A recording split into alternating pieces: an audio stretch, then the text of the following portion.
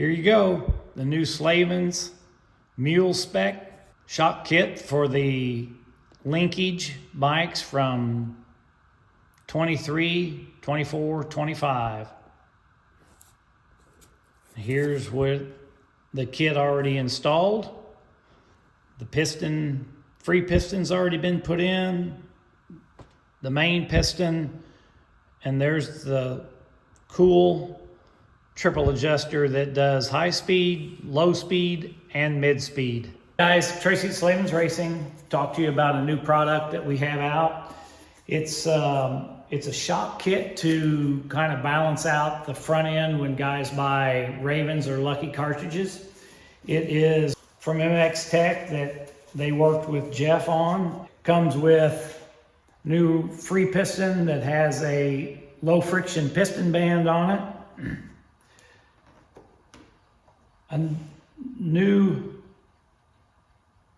piece that goes for that you have to drill and tap the reservoir cap, go to a needle system. Triple adjuster that has a bunch of different settings on it. High, mid, and low speed compression can be all adjusted with it. Piston stack that's already got all the shims, spacers, and all that kind of stuff on it. We're going to take and do a complete install from start to finish and go over all the parts and pieces as we install them, all the tools it takes, and I will show you those and then we can get started. Okay, so we've got the tools that it's going to take the shock apart. First thing you want to do is take and bleed the nitrogen out of it. 4 millimeter, back that screw out slowly and let it leak out. We're going to need reservoir cap remover tool. This takes off the high speed adjuster and stuff on the OEM shock, and it also fits the new triple adjuster from MX Tech. The 30 millimeter wrench is to fit on that, depending on which tool you have, on which wrench you're going to need. The 19 is for the nut on the valve stack that holds the main piston on. 5 millimeter Allen wrench to get the bleed screw out. A 9 millimeter or 11/32 drill bit to drill out the top of the housing to install the new needle type valve for it. It is a 10 millimeter by 1/0 thread that you'll have to tap the reservoir for this to fit in. All right, let's put this in the shock vise. We'll go ahead and get it taken apart and proceed on with this little project. So I take just a soft type hammer, plastic, with a punch to get that up. You gotta work it from both sides or it'll get caught in there sideways. Then you just take and push the seal head down and it exposes the circlip. Take and get the circlip out and put it to the side. This one I've already taken the oil out of, so I didn't want to make a mess, have everybody laughing at me because oil's going everywhere. So you take and pull it out. This is what you have. And we'll set that to the side and we'll go ahead and finish taking everything apart. I had already got the nitrogen out, so that part's done. So I'll take and get rid of the reservoir, get that cap off. It's on pretty snug. You might take a heat gun to help it, but I wouldn't get it too extremely hot. This one broke free originally pretty easy, so it really wasn't terrible on this one. I've done some that were extremely hard to get apart.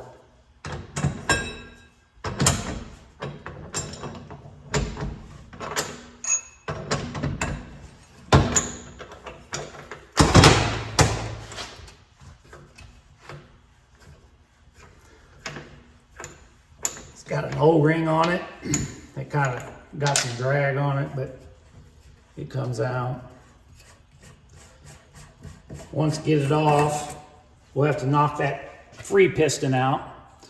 And I'll take probably use that Torx T20 and just push it out the bottom. This is what we're gonna have to drill out with the 9mm bit, and then we'll rethread it to insert the new piece to be able to use a needle to fill it with nitrogen.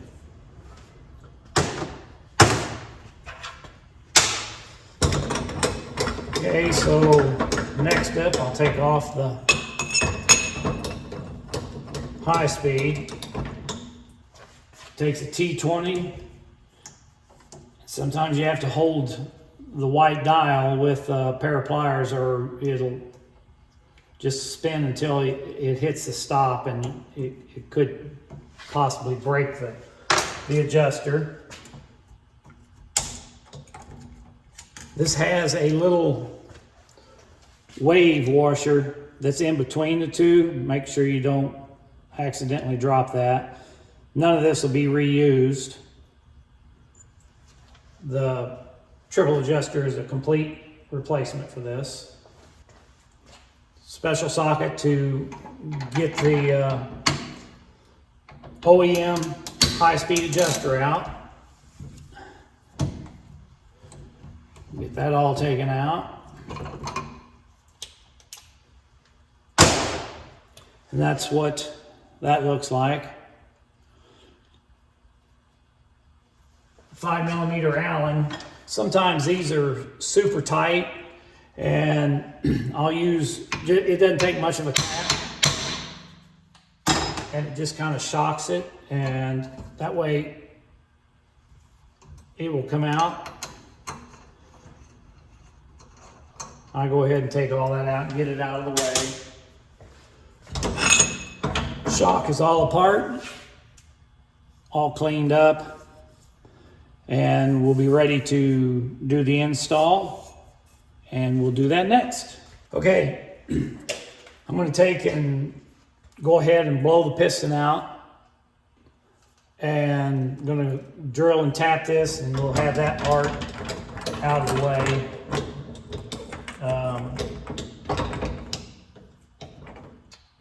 I have a lathe that I usually do this in, but I'll do it with this suspension vise instead. Just it's a little easier to do. So you can either take and push it out with, like that T20 Torx will fit down in that hole, or take and blow it out with air, and that's what we're going to attempt to do. And it came right out. So that's what the stock one looks like. It's made out of plastic. It's pretty firm. Just pushing it in and out with it off the bike is pretty hard to do. It's got a lot of drag to it. We will take and install this one once I get it all drilled and tapped and cleaned up, and that will go. You can just barely see threads in that, I think, and that will go up toward that. So the piston will go in like this with the O-ring to the bottom, and the piston band going in first, and then we'll shove it up in there after we get this drilled and tapped. Okay, so I got my 9mm, and we're just gonna drill it. It's already got a hole there, so shouldn't be too bad.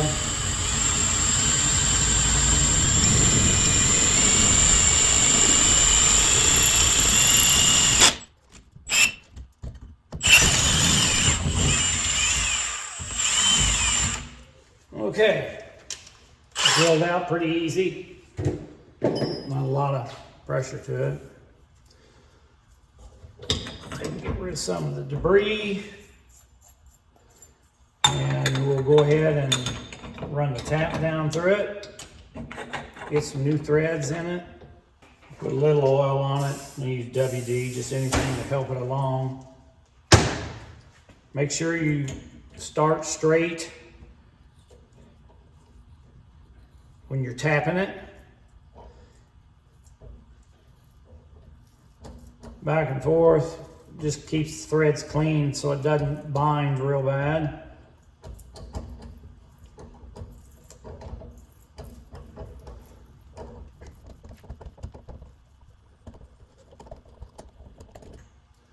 All threaded. Turn the tap back on. Take that out and clean it up good. Make sure we don't have any burrs in it. I have a deburring tool. Just clean any burrs out, inside and out.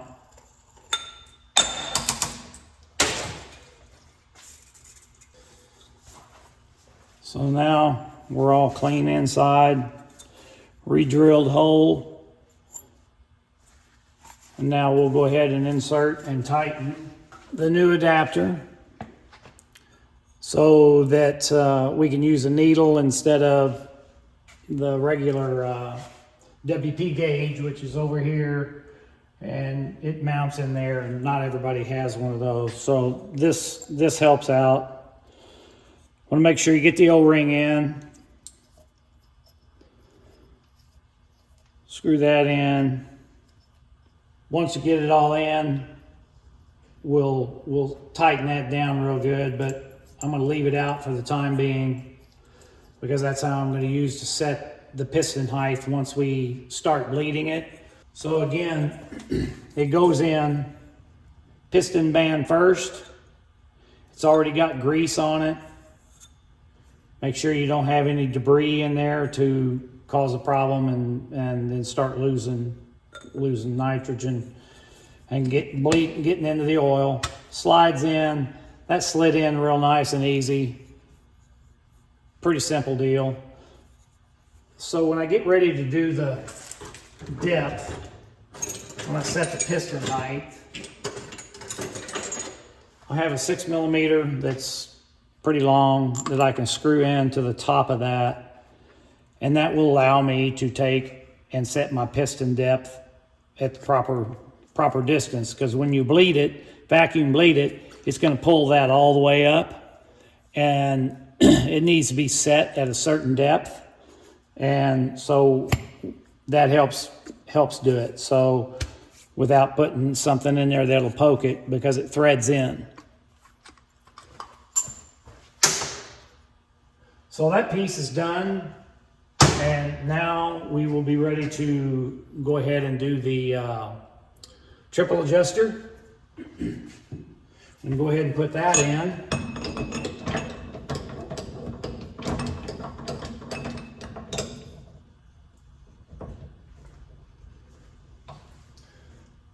So the triple adjuster, it will come apart, so you want to be careful. The fattest part goes toward the back. That's part of the valving. Then it goes on like that. That end goes toward the outside. All this stuff is loose, so you want to be careful not to drop it in disorientation of it. So it all will set back in there. The spring pushes down, and that's what puts the tension when you are adjusting your high speed. And once we get everything done, I'll show you how to, on the adjustments, how everything is adjusted. And then we'll do the settings, set the high speed, low speed, mid speed, and all that kind of stuff. So again, it takes the same tool to put in. Just kind of wiggle it in. Don't force it. hand tighten it as much as you can.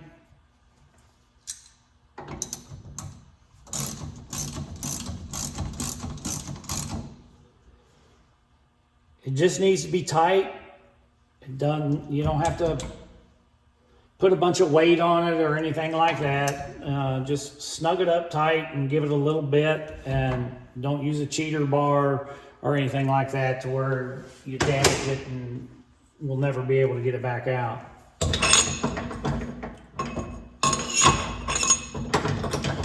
So we'll go ahead and put the reservoir on.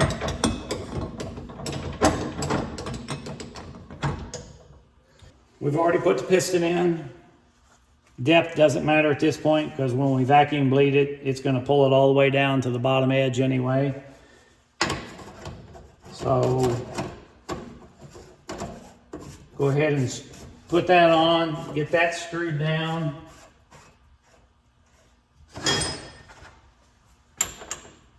To finish tightening it.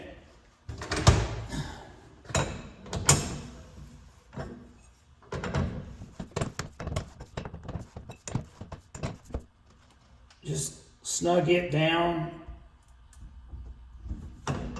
It did not have any Loctite on it, and I didn't put any more on it because it's hard enough to get off. A guy can put some on it. I did not on this. Okay, so we're ready to put the piston on remove the old piston and put the new piston on, and I'll show you how to do that. Okay, as you can see, that's quite a stack compared to what this one's going to be. I mean, the piston diameter is well, the diameter is the same, but the thickness is different on it. So those are the ports, the oil ports on this one. And once I get that one off, I'll show you the difference in the port size. But I use a lot of the T-handles to keep everything organized. So I will take that 19mm nut off. And when I do that, same thing, I usually will just take and unscrew everything and just lift it up as a unit. So like on this one, it has a stack right there that is built up. And all it's doing is taking up some space for the seal so that the nut doesn't run out of threads. And that's the only reason for it. So we'll take and put that back on, and that goes where the top out spring. So you want to put that back on like that. You'll want to reuse the spacers to make so we got enough shims to not have that shoulder showing once we get to the top with the new MX Tech piston. So we'll set that back on there. So you can see the difference in compression side of the piston holes and how much more oil this is going to flow. It's going to be much more efficient. It has a low friction band on it to where that one just has a solid band, and it has a lot of drag to it. This makes everything free up and work much better, flows more oil, and it has Slavens Racing's proprietary valving in this. This is OEM, has not been revalved or anything like that. So when you start to put this together, the one side of the shims, they're like 38mm. Those are the compression side. The compression side is always going to have the biggest shims. Those are like 34 on the rebound side. So you want to make sure you get that headed in the right direction. So compression always goes down first. Rebound stuff is always up toward the jam nut. So that's kind of a way to look at it. It comes with these 3 washers, and all they are is to take up room because of the difference in thickness with the valve stacks. As you can see, they're different. And so we got to eat up some room without compromising the valving that's in it. So I'll take and drop these on.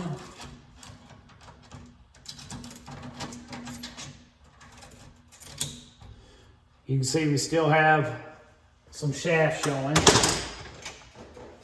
to where I will pull off the OEM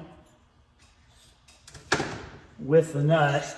So that's the OEM that goes underneath the main jam nut up on top. And see, it's flush with the bottom now, so we're good to go, but we had to use the shims that came with the stock valve stack, and they're just spacers. They don't have anything to do with the valving. It's just so that we can get the correct height. We don't want to see any shaft showing like that. When you go to tighten this down, the jam nut, it wouldn't tighten against it, and then the bike shock would not work properly. So we put everything back on, tighten it up.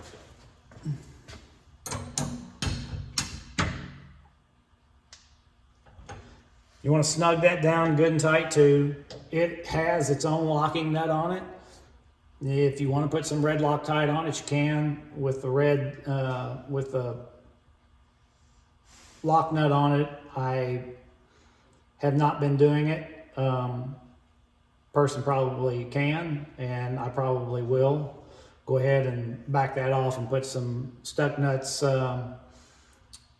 red Loctite on it, just a drop or so, just to ensure that it doesn't back off after it gets hot and stuff, but should not be an issue.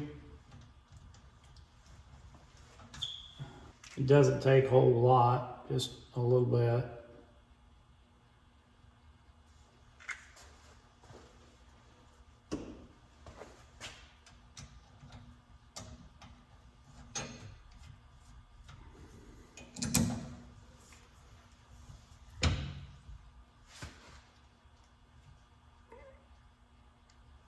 Okay, that is all together. That's what that should look like. Remember that the bigger outside diameter shims are compression, and they go facing the seal head, and the rebounds facing the nut that holds it down. Okay, ready to put the shaft in, main piston, and then we can go on and get it bled. So we'll grab it, slide it down in, slide the seal head in,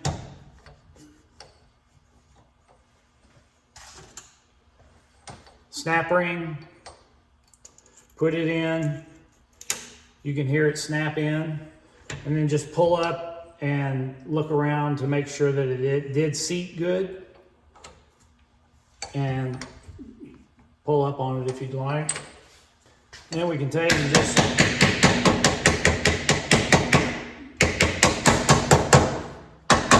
tap around. You can see how much easier that flows. The other one, it was pretty difficult to push down. So now we are ready to bleed the shock, and we'll go through that process as well. Okay, I'm going to take and screw the bleeder adapter into the port that I took out a while ago with a 5mm Allen. We'll snug that up. I'm using a K-Tech bleeder.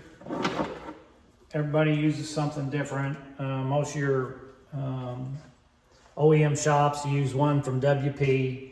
The main thing is you really need to vacuum bleed it. I know there's a lot of guys that do it by hand. it's very difficult to get all the air out. So we actually sell one that is a hand bleeder suction pump type that is on our website. Or you can take it to a dealer once you get it this far and have them bleed it for you. But I highly suggest that you do vacuum bleed and make sure you get all the air out. So I'll snap that on. The bleeder on this particular machine, it has to run for 5 minutes to pull vacuum, and then it gets filled with oil for a minute.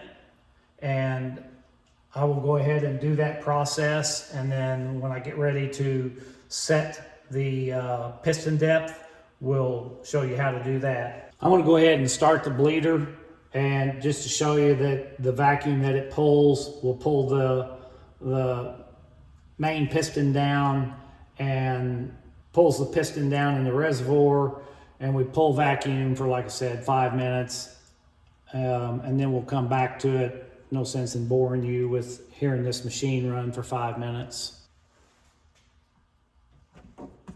You can see it start to pull down. It's pulling vacuum out and sucks all the air out. Make sure it pressurizes the system.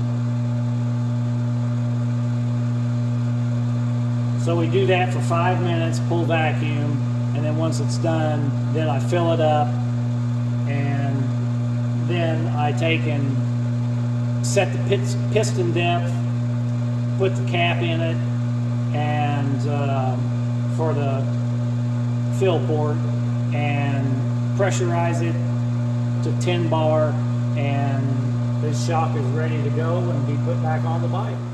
Okay, it's about time to go ahead and pressurize it. You'll see that now it's filling it up with oil. Shaft's going to raise up, the piston's going to climb up, and I do that for a minute with this machine. Once we get that minute done, then we will set the piston depth, because right now it's all the way at the top. Like it's right there, and we'll have to push it all the way back down, and I'll show you how we do that too. Okay, minute's up. Shut the machine off. Let everything bleed down.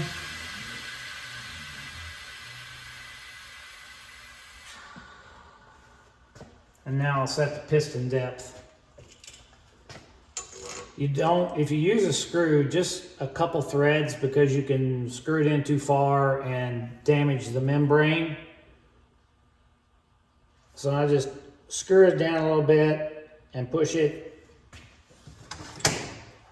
I know what my depth was originally, so you want to set this one at 10 millimeters from when it was fully collapsed. It's going to be up 10 more millimeters to give it some space.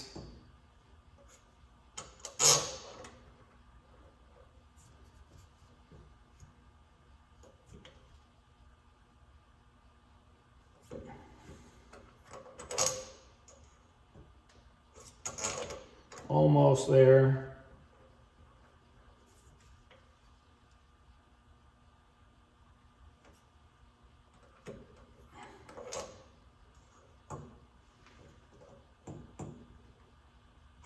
Okay, that's my 10 millimeters. I'm going to take and screw this in. Got a 12. And cinch it down, tighten it up.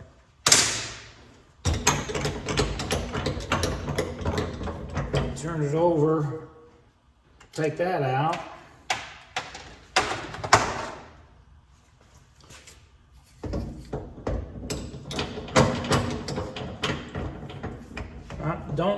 if you have a vise like this or a vise with soft jaws, don't clamp super tight. I just got it setting in there to where it's holding it, because you can distort the tube. So you want to take this out with it upside down like that. That way air can't get in it because the oil is already at the top. And when I pull it out, I can still see that the oil's at the top. If it was down just a little bit, I could just bleed it with this.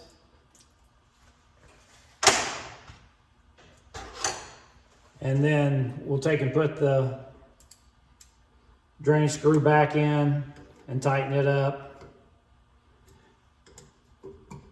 And then we're ready to do the nitrogen process. Okay, let's put the nitrogen to it.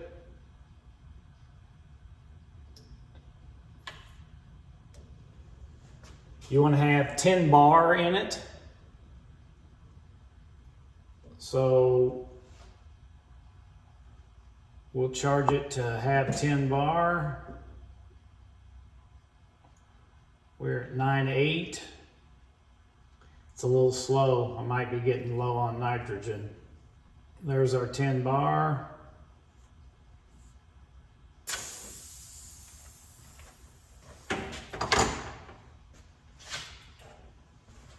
Put the screw back in, protect it from dirt and everything. So that should be the end of that. And ready to put the spring on, do the preload, and that's it. Once you get that all the way bottomed out, you can feel the clicks in it, and I want to be 12 clicks out.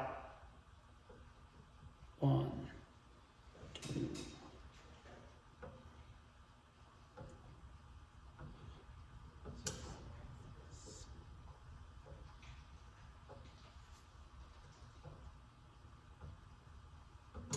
Okay, so the preload set on the high speed, and you're basically setting the spring that I showed you earlier, the tension on that. So we'll go to the low speed setting, screw it all the way in clockwise, and back it out. 21 clicks.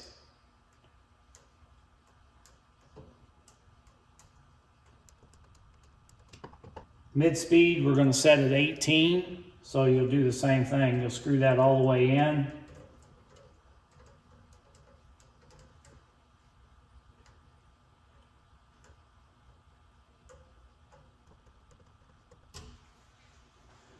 That shock is ready to have the spring put on it and put back on the motorcycle and go get some throttle therapy.